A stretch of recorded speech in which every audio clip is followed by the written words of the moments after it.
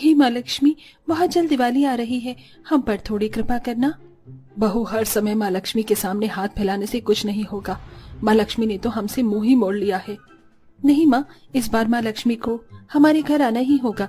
माँ लक्ष्मी को सफाई पसंद है ना, मैं अपने घर का हर एक कोना साफ करूंगी। माँ, आप माँ लक्ष्मी को अपने घर में क्यों बुलाना चाहती हो? क्या माँ लक्ष्मी आकर हमारे घर को पैसों से भर देंगी?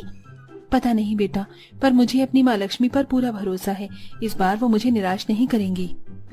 दिया और उसका परिवार बहुत गरीब था। हफ्ते में 2 से 3 दिन ही विजय को मजदूरी का काम मिल पाता था, जिस वजह से कई रात तो ऐसी होती थी जब दिया अपने परिवार के साथ भूखी सोती थी। और ऐसे में भी दिया का सपना था कि इस साल वो भी अपने घर में दिवाली मना सके। और इसके लिए दिया घर की सफाई करने लगती है और घर में जो भी खाना बनाती है वो अपने बच्चे और परिवार को न देकर सबसे पहले माता लक्ष्मी को भोग लगाती है। ऐसे ही एक दिन, हे माता लक्ष्मी, आज मेरे घर में राशन नहीं है जो मैं तुम्हें भोग लगा सकूं, इसीलिए देखो मैं बगीचे से फूल लेकर आई हूँ और बगीचे में मुझे एक सेब मिला, इसलिए मैं ये तुम्हें चढ़ा रही हूँ। मेरे प्रसाद को ग्रहण करना। दिया, माँ लक्ष्मी को वो सेब देने से अच्छा है कि तुम ये सेब हमारी बेटी को दे दो या तुम खुद खा लो। तुम गर्भवती हो, तुम्हारा भूखा रहना सही नहीं है। विजय जी, आप क्या कह रहे हैं? मैं हर चीज सबसे पहले माँ लक्ष्मी को देती हूँ। अगर मैंने इसमें अपनी बेटी को पहले दे दिया तो कहीं माँ लक्ष्मी मुझसे नाराज ना हो जाए और उनका विश्वास मेरी भक्ति से ना उठ जाए। बहू, तेरी आंखों पर तो माता लक्ष्मी की पट्टी बंध चुकी है। बस यही वजह है कि तू इस साल दिवाली मनाने के ख्वाब देख रही है। पर तू देख लेना, हर साल की तरह इस साल भी हम दिवाली वाले दिन भूखे मर रहे होंगे। गरीब होने की वजह से विजय और शोभा अपनी बहू को बार बार माँ लक्ष्मी की पूजा करने से रोकते हैं, पर दिया किसी की नहीं सुनती और गर्भावस्था में अपने परिवार वालों से लड़कर माता लक्ष्मी की पूजा करने के लिए बगीचे में जाकर माली से कुछ फल मांग लेती है और पहाड़ों वाली मंदिर जाती है और वहां जाकर माता रानी को फल अर्पित करती है। हे माता रानी, अपने इस भक्त को माफ करना। मुझ गरीब के पास इतने पैसे नहीं थे कि मैं तुम्हारे लिए फल खरीद सकूं, इसलिए मैं ये कुछ फल पेड़ से तोड़कर लाई हूँ।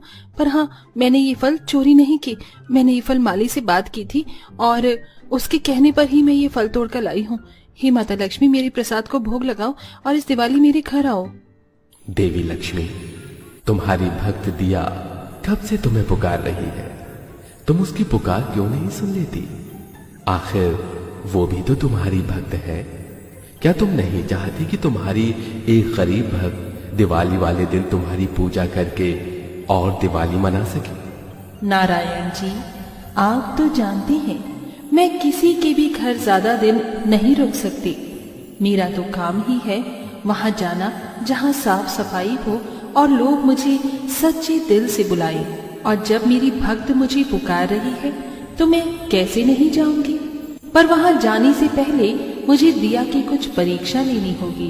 मैं देखना चाहती हूँ कि दिया के दिल में सिर्फ मेरे लिए ही प्यार है या वो औरों की भी मदद करना जानती है। देवी लक्ष्मी, अब मैं आपके भक्त और आपके बीच में कुछ नहीं कह सकता।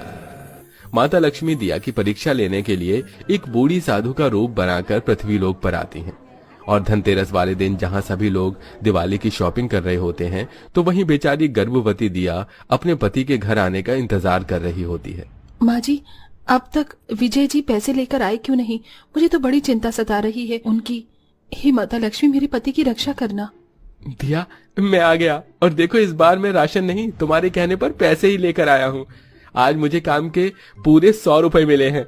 अब इसका तुम जो चाहे वो ले सकती हो। माँ जी, विजय जी धनतेरस वाले दिन 100 रुपए हमें माता लक्ष्मी की वजह से मिले हैं, इसलिए मैं ये 100 रुपए भी सबसे पहले माँ लक्ष्मी को चढ़ाना चाहती हूँ। दिया वो 100 रुपए लेकर माता लक्ष्मी के चरणों के आगे रख देती है और एक दिया जलाती है। पर तभी माँ लक्ष्मी साधु का भेष लेकर उसके दरवाजे पर आती है और उनके आते ही वो दिया अपने आप जल जाता है। ये देख दिया बहुत परेशान होती है और तभी दरवाजे पर खड़ी साधु के रूप में माता लक्ष्मी की आवाज दिया को सुनाई देती है। बेटी, एक साधु दिवाली वाले दिन तुम्हारे घर आई है।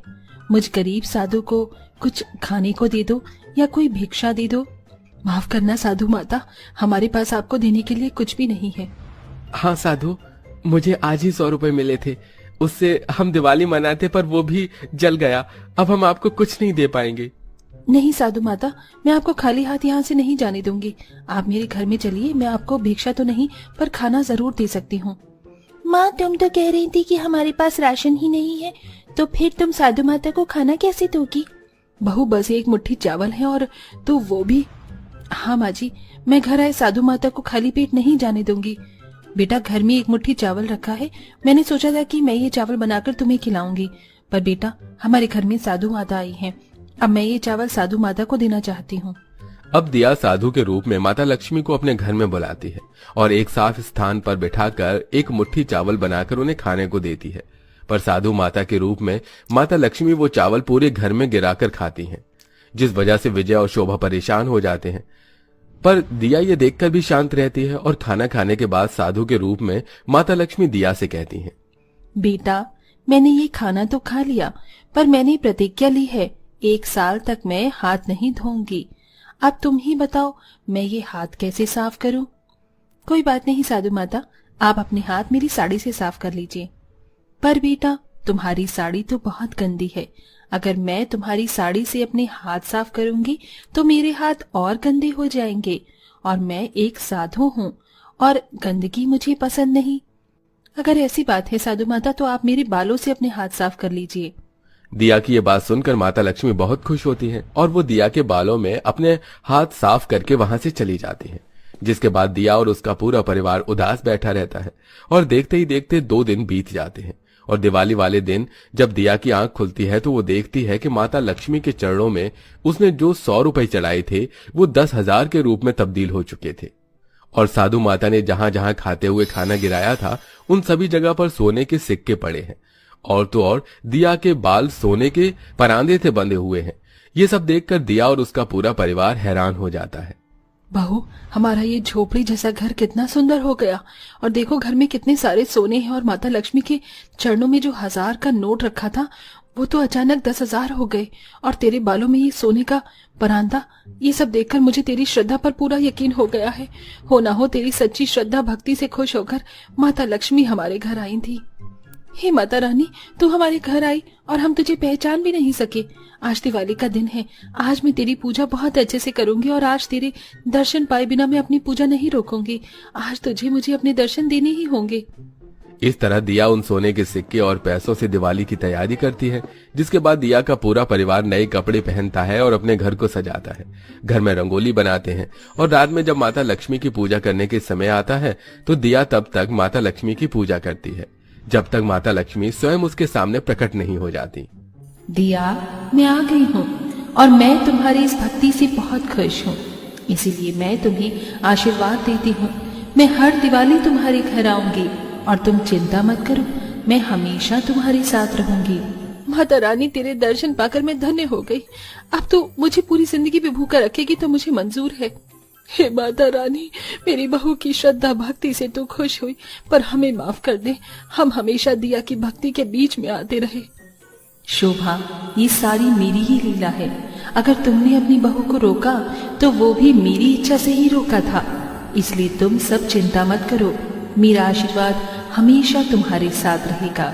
माता लक्ष्मी के दर्शन पाकर दिया के पूरे घर वाले उनको प्रणाम करते हैं, और कुछ ही देर में माता लक्ष्मी उन्हें दर्शन देकर वहां से चली जाती हैं। और इस तरह दिवाली के कुछ ही दिनों बाद दिया एक बहुत ही प्यारे से बच्चे को जन्म देती है, और बच्चे के जन्म के साथ ही विजय को नौकरी भी मिल जाती है, जिसके बाद उनकी आर्थिक स्थिति समय के साथ सुधरने लगती है।